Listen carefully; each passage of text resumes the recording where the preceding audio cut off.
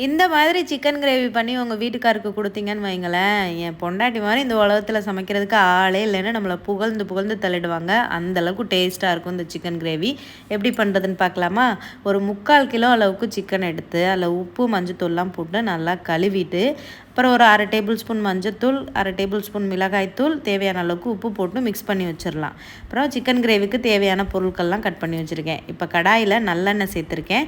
தேங்காய் எண்ணெய் இருந்தாலும் சேர்த்துக்கோங்க, ரொம்ப நல்லாயிருக்கும். 1 டேபிள் ஸ்பூன் சோம்பு, பட்டை, கிராம்பு, ஏலக்காய் எல்லாமே சேர்த்துருக்கேன். 2 பெரிய வெங்காயம் சேர்த்துருக்கேன். அப்புறம் இந்த ரம்பை இலை இருந்தால் சேர்த்துக்கோங்க. இது நல்ல ஒரு மனம் கொடுக்கும் பிரியாணி, சிக்கன், மட்டன் இந்த மாதிரிக்கெலாம் சேர்க்கும்போது. அப்புறம் ஒரு கைப்பிடி அளவுக்கு புதினா சேர்த்துட்டு வெங்காயத்தை நல்லா வதக்கி விடுங்க. அப்புறம் 2 பெரிய சைஸ் தக்காளியை நறுக்கி அது கூட சேர்த்துக்கலாம். தக்காளி நல்லா மசிஞ்சு குலைவாக வேகணும், அந்த அளவுக்கு நம்ம வேக வைக்கணும். தேவையான அளவுக்கு உப்பு சேர்த்துருக்கேன். சேர்த்துட்டு நல்லா மிக்ஸ் பண்ணி விட்டுறலாம். அப்புறம் இந்த சிக்கன் கிரேவிக்கு தேவையான மசாலா சேர்த்துக்கலாம். 2 டேபிள் ஸ்பூன் அளவுக்கு மல்லிப்பொடி, 1 டேபிள் ஸ்பூன் அளவுக்கு மிளகாய் பொடி சேர்த்துருக்கேன். கரம் மசாலா நான் சேர்க்கலை. கரம் மசாலாவுக்கு பதிலாக இஞ்சி பூண்டு பேஸ்ட் அரைக்கிறோம்ல, அதுலேயே 1/2 டேபிள் ஸ்பூன் சோம்பு, 1/2 டேபிள் ஸ்பூன் ஜீரகம், 1/2 டேபிள் ஸ்பூன் மிளகு, பட்டை, கிராம்பு, பிரியாணி ஸ்பைசஸ்லாம் என்னென்னலாம் இருக்கோ அதையெல்லாம் போட்டு இஞ்சி பூண்டு பேஸ்ட்டோடையே அரைச்சிடணும்.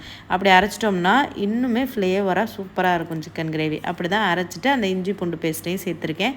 கொஞ்சமாக தண்ணி சேர்த்து நல்லா அந்த கிரேவியோட பச்சை ஸ்மெல் போகிற வரைக்கும் நல்லா மிக்ஸ் பண்ணி விடுங்க.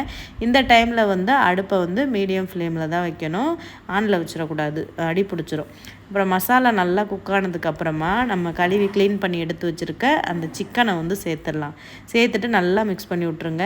சிக்கனை கழுவிட்டு எப்போவுமே மஞ்சத்தூள் சேர்த்து மிக்ஸ் பண்ணுறதோட மிளகாய்த்தூளும் கொஞ்சம் சேர்த்து மிக்ஸ் பண்ணிங்கன்னா அந்த காரம் நல்லா இறங்கி டேஸ்ட்டு சூப்பராக இருக்கும். இப்போ அந்த சிக்கனை அந்த மசாலையோடு நல்லா மிக்ஸ் பண்ணி விட்டுட்டு மேலே புதினாவோ கொத்தமல்லி இருந்தால் கொஞ்சம் அப்படியே தூவி விட்ருங்க.